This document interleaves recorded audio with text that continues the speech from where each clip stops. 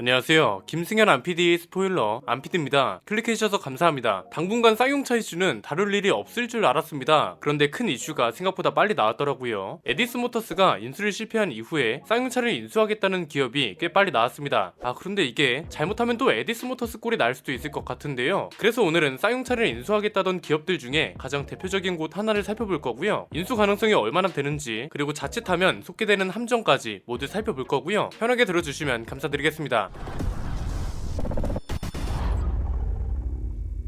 쌍용차 인수전이 1라운드랑은 조금 다릅니다. 1라운드는 전기차 업체들이 중심이었다면 2라운드는 딱히 그런 기준이 없습니다. 1라운드는 거의 모든 업체가 자동차와 관련된 기업들이었는데 2라운드는 자동차와 관련 없는 기업들도 있더라고요. 일단 제일 대표적인 게 쌍방울 그룹이죠. 쌍용차랑 연결되는 거라고 해봤자 이름밖에 없는 것 같은데 우리 엄마 아빠 세대들한테는 익숙한 의류 브랜드입니다. 그리고 ELB&T, 여기는 그나마 자동차 쪽입니다. 전기차 제조사죠. 쌍용차 인수전 1라운드 때 인수 금액을 5천억 원 제시했다가 우선 협상 대상자에서 밀려났습니다. 그리고 EN플러스가 있습니다. 여기는 소방차 같은 특장차 제작 기술이 있는 곳인데요. 리튬 생산 업체 강복리튬의 자회사인 강복리튬 전지랑 전기차 사업 업무 제휴를 맺고 있다고 합니다. 그리고 SM그룹이 있습니다. 이수만 씨의 그 SM이 아니라고 말씀드렸죠. SM그룹은 사실 애매합니다. 인수 전에 뛰어든다는 뉴스가 나오긴 했는데 정작 SM그룹 관계자는 쌍용차 인수를 검토한 적이 없다고 선을 그었거든요. 자금력으로 보면 가장 가능성 있는 기업인데 오히려 인수전에서는 뒤로 빠져 있다는 겁니다. 지금 가장 이슈인 곳은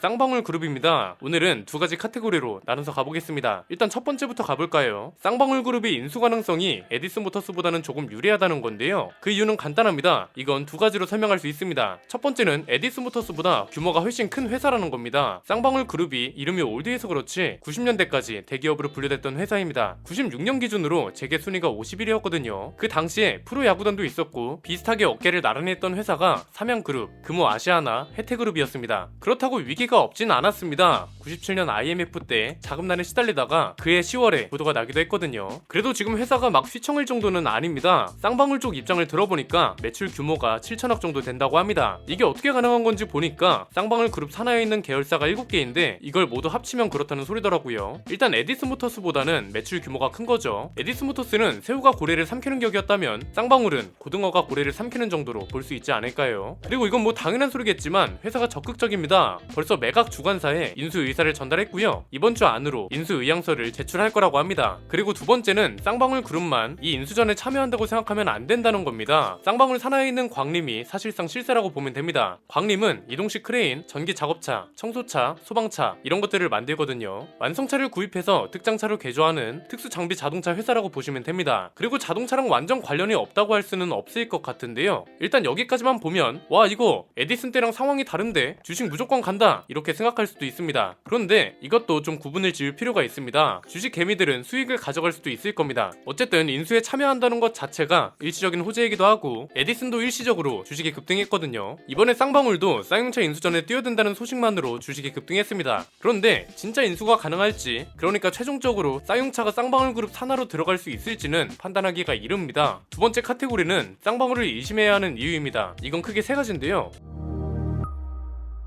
일단 첫 번째는 쌍방울 그룹은 이미 이스타항공 인수를 실패한 전력이 있다는 겁니다. 이게 중요한 이유는 뭔가요? 제가 말씀드렸죠. 투자는 사람 보고 하는 게 절대 아니라고요. 냉정하게 상황과 조건을 판단하고 끊임없이 의심해야 하는 게 투자입니다. 심지어 호재가 터지고 상승세를 타도 의심의 끈을 놓치면 안 됩니다. 그리고 그 기업의 입장도 이해할 필요가 있습니다. 자, 이스타항공 인수를 실패했다고 해서 쌍방울이 손해를 봤을까요? 그렇지 않죠. 왜냐면 주식이 몇 년 동안 동결됐었는데 인수전에 참여한다는 사실만으로 엄청 올랐거든요. 심지어 실패 이후에도 바로 급락하지 않았습니다. 회사랑 투자자들 입장에선 돈을 번 거죠. 에디스모터스도 그랬잖아요. 주식이 급등하면서 사실상 돈을 벌었다고요. 다행인 건 지금 쌍방울한테 새로운 사업이 필요한 시기이긴 합니다. 왜냐면 소급사업 성장세가 한계인 걸 인지했고 새로운 사업을 찾고 있는 단계거든요. 그런 면에서는 쌍용차를 인수하려는 취지도 이해가 되긴 하는데 매칭이 안 되는 건 사실입니다. 쌍방울이 잠깐 영업이익 흑자를 기록한 적이 있습니다. 이때는 어떤 거였냐면 방역 마스크 제조 사업에 뛰어들면서 얻은 결과였습니다. 코로나가 쌍방울한테는 소재였던 거죠. 의류랑 마스크는 어떻게 연결이 되긴 하는데 의류랑 자동차는 글쎄요. 명확하게 연결짓기는 좀 힘들죠. 이게 중요한 이유가 뭐냐면 산업 노하우랑 배경 지식은 절대 무시 못하거든요. 쌍방울이 아닌 광림이라도 완성차를 개조하는 업체지 완성차를 개발하고 생산하는 업체가 아닙니다. 그냥 이런 거죠. 이쪽에 계신 분들이 멋있는 비유를 좋아하셔서 저도 한마디 하자면 우리가 큰 배를 몰아야 하는 상황이잖아요. 그러면 큰 배에서 요리를 했던 요리사보다 작은 배라도 몰아본 선장이 더 낫다는 겁니다. 그래서 산업과 배경 그리고 환경과 조건을 계속 따질 수밖에 없는 거죠. 두 번째는 회사 상황입니다. 쌍방울이 에디스모터스보다 규모가 훨씬 큰 건 맞습니다. 그런데 그 회사가 자금을 끌어모으는 게 여유로운 건지 쥐어 짜내는 건지 적자는 없는지 쌍용차랑 비교하면 어떤지 이런 것도 다 따져봐야죠. 일단 아까 말한 매출 7천억은 쌍방울 스스로가 여유롭지 못하다는 걸 드러낸 거나 다름없습니다. 계열사 7군데를 다 끌어모아야 가능하다는 소리잖아요. 재정 상황도 그렇게 여유롭지 않습니다. 자료를 좀 찾아봤는데요. 작년 기준으로 쌍방울 그룹의 영업이익은 15억 500만원이 적자였습니다. 단기 순이익도 87억 40만원이 적자였고요. 에디슨모터스보다 규모가 크다고 해서 매출도 비교 불가할 정도로 많을까요? 그렇지도 않습니다. 에디슨모터스의 작년 매출액이 300억 정도였거든요. 쌍방울은 920억 정도였습니다. 3배 정도 높은 건데 쌍용차는 2조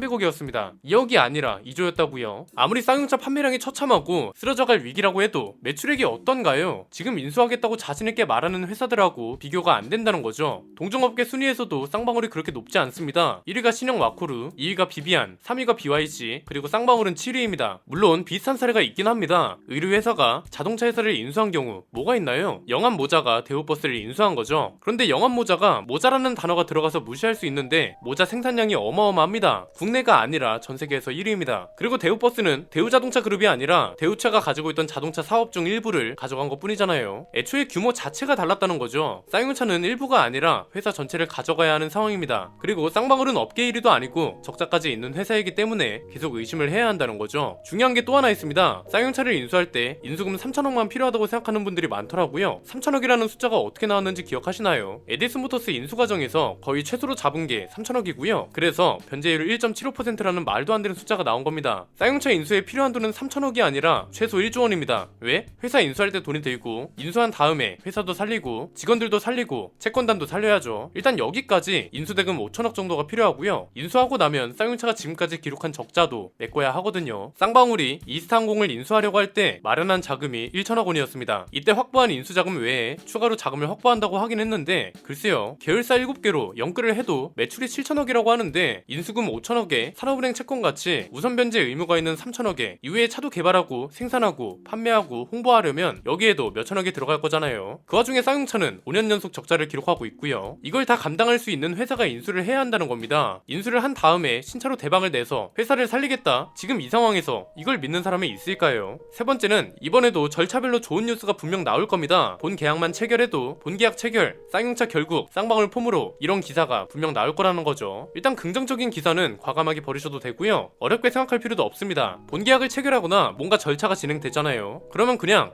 절차가 진행되고 있구나 이 정도로만 생각하시고 와 대박 인수 성공하겠네 이러지 마시라는 겁니다. 절차 진행을 인지하고 있는 상황에서 그냥 쌍방울하고 쌍용차가 내놓는 신차 계획 같은 거 있죠. 이게 소비자들 입장에서 납득이 가능하다? 그러면 그때부터 약간의 믿음을 줘도 된다는 겁니다. 에디슨모터스를 계속 의심했던 이유는 뭔가요? 렉스턴 스포츠 전기차를 1000km 주행 가능하게 만들겠습니다. 무소랑 체어맨을 전기차로 부활시키겠습니다. 이런 현실하고 동떨어진 얘기만 했잖아요. 이런 얘기를 하려면 적어도 근거라도 탄탄했어야죠. 가지고 있는 기술력, 지금 전 세계에 있는 기술력 수준, 회사 상황, 조건 이런 걸 다 따져봐도 전혀 각이 안 나오는 계획들이었습니다. 그냥 우리 스포일러 애청자분들처럼 자동차에 조금만 관심 있는 분들이 보면 지금 대체 무슨 소리를 하고 있는 거지? 이런 반응이 나온다는 거죠. 일단 지금 단계에서는 알고 싶어도 알 수 있는 게 없습니다. 지금 쌍방울이 앞으로 어떤 차를 만들겠습니다 이렇게 나온 것도 아니고 쌍용차도 아직 변제율을 수정할 수 있는 단계가 아닙니다. 이번 달 중으로 쌍용차 상장 폐지 여부가 결정될 거고 그 다음 기한은 올해 10월이죠. 10월까지 인수가 확정되어야 쌍용차가 역사 속으로 사라지지 않을 겁니다. 앞으로 쌍방울 관계자들이 하는 말들이 얼마나 합리적이고 현실 가능성이 있는지만 보면 인수의 결과가 어느 정도 보일 거고요. 반대로 말하면 쌍방울 관계자들도 허황된 소리를 하면 안 된다는 거죠. 요즘 소비자들은 바보가 아닙니다. 숫자만 봐도 이게 가능하겠구나 이건 개소리구나 이런 걸 다 구분한다고요. 쌍방울이 진짜 쌍용차를 인수하고 싶은 의지를 보여주고 싶다면 적어도 제가 말씀드리는 계획보다는 탄탄하길 바랍니다. 저는 일단 단계적으로 해줬으면 좋겠습니다. 일단 전제 조건으로 쌍방울은 지금 쌍용차가 가지고 있는 자본과 기술력을 어떻게 활용할지 생각해야 할 겁니다. 쌍용차가 중국 비아드랑 협력을 맺었잖아요. 이게 진짜 좋은 카드거든요. 이 검토가 끝났다고 해서 지금 당장 쌍용차를 전기차 회사로 바꾼다는 건 건 무리수 중에 무리수고요. 국내 시장에서 점유율을 어떻게 끌어올릴지부터 상세하게 설명하는 게 좋을 것 같습니다. 방법은 많습니다. 가장 확실한 전략은 뭐예요? 지금 있는 차들을 박리담의 전략으로 팔아버리는 거죠. 신차를 개발할 필요도 없고 가격을 낮추고 홍보만 제대로 하면 됩니다. 가격을 낮춘다고 매출액이 줄어드는 것도 아니죠. 매출을 발생시키면서 시장 점유율을 상승시킨다는 중요한 성과가 있잖아요. 만약에 쌍방울이 쌍용차의 점유율을 상승시켰다, 그러면 앞뒤 안 가리고 일단 쌍방울은 능력 있는 회사, 이런 타이틀을 얻고 가는 겁니다. 그 이후에 신차 계획도 탄탄해야죠. 일단 지금 비아드랑 협력한 걸 바탕으로 렉선 스포츠를 전기차로 만들 수 있을지 빠르게 검토해보는 게 좋을 겁니다. 만약 검토를 해봤는데 가능하다, 그럼 지금 당장 만들어서 팔아야죠. 이게 너무 가혹하고 현실성이 없다고요? 그렇지 않습니다. 당장 기아도 전기 픽업 트럭을 만들려고 화성에 공장까지 새로 짓는다고 하잖아요. 기아보다 빠르게 시장을 선점해야 할 거 아니에요. 지금 렉선 스포츠가 잘 팔리고 있는 상황에서 전기차로 전환시키고 주행거리만 450km 이상으로 맞춘다? 그러면 제이빅이고 뭐고 다 제치고 당연히 이거부터 만들어서 팔아야 합니다. 쌍용차가 가지고 있는 가장 강력한 카드에 비아디라는 좋은 필살기까지 있는데 이걸 왜 버리냐 이거죠. 이게 가능하면 그 이후에 제이빅이랑 KR10을 어떻게 부활시킬지 생각하면 됩니다. 어차피 얘네는 유행 타는 디자인도 아니잖아요. 신차 전략을 어떻게 가져갈지도 쉽고 간단하고 친절하게 설명하면 됩니다. 저는 사실 제이빅 있죠? 이거 그냥 출시를 뒤로 미뤄야 한다고 봅니다. 수정할 것들이 있어서 출시 시기를 뒤로 미루겠습니다. 디자인을 수정하고 스펙도 보완해서 더 완벽한 제이백을 출시하여 소비자들의 기대를 만족으로 바꾸겠습니다. 이렇게 가면 나쁠 거 없죠. 왜? 아이오닉 6도 비슷한 이유로 출시를 미뤘잖아요. 차라리 제이백을 뒤로 미루고 렉선 스포츠를 전기차로 출시하고요. 그 이후에는 제이백이나 KR10으로 브랜드 이미지를 끌고 가면 됩니다. 한국을 대표하는 SUV 브랜드로 가져간다고 하면 되죠. 그리고 이걸 발표함과 동시에 지금 팔고 있는 도심형 SUV 있죠? 말 그대로 잘 팔릴 만한 차들이요. 이 차들은 제이백이랑 KR10이 브랜드 이미지를 지속적으로 끌고 갈 수 있도록 기반을 탄탄하게 해주는 역할을 하면 되는 겁니다. 이 얘기를 하면서 포르쉐랑 지프를 예로 들면 되죠. 포르쉐도 911 브랜드를 대표하지만 카이엔하고 파나메라가 캐시카우 역할을 하고, 지프도 랭글러가 이미지를 끌고 가고 있지만 체로키랑 레네게이드 같은 대중 모델들이 캐시카우 역할을 하잖아요. 쌍용차도 이걸 그대로 가져간다고 하면 됩니다. 그리고 그 이후에 미래 전기차 계획도 발표하면 완벽하지 않을까요? 시간적으로 여유롭지는 않지만 순서는 이렇게 가는 게 가장 좋지 않을까 싶네요. 당연히 저보다 똑똑한 분들이 많이 모여 계실 겁니다. 제 생각보다 훨씬 좋은 계획들이 나올 거라고 보고요. 만약에 이것도 안 된다면 굳이 기대를 걸 필요도 없습니다. 그냥 에디스 모터스의 재방송이라고 생각하시고 보시면 됩니다. 그리고 착각하시면 안 되는 게, 오늘 제가 말씀드린 내용들 있죠? 무조건 이대로 하라는 게 아닙니다. 대신 제가 말씀드린 내용들을 하나도 고려하지 않고 주식이 휴지 조각 됐다, 그건 그냥 바보같이 속은 거고요. 이런 걸 다 고려했는데 주식이 떨어졌어요. 이건 열심히 했지만 실패한 게 되는 겁니다. 바보같이 속는 것보단 할 수 있는 한 열심히 해보고 실패하는 게 더 낫지 않을까요? 열심히 분석하고 고려한다면 분명 빠져야 할 타이밍도 눈에 보일 거고요. 아마 10월까지 여러가지 이슈가 나올 겁니다. 그러면 그 이슈에 휘둘리지 마시고 냉정하게 사건을 바라보시면 좋겠습니다. 자기 돈이 걸린 문제잖아요. 설마 이번에도 사람 좋아 보이던데 왜 그러냐, 이런 말로 회유하거나 회유당하는 분들은 없겠죠. 쌍방울하고 쌍용차, 제가 말씀드린 전략은 고도화된 전략도 치밀한 전략도 아닙니다. 기본 중에 기본입니다. 자동차 시장에서 소비자들이 원하는 게 뭐고 필요한 게 뭔지 잘 판단해서 이번에는 제발 탄탄한 계획으로 쌍용차를 살려주시길 바랍니다.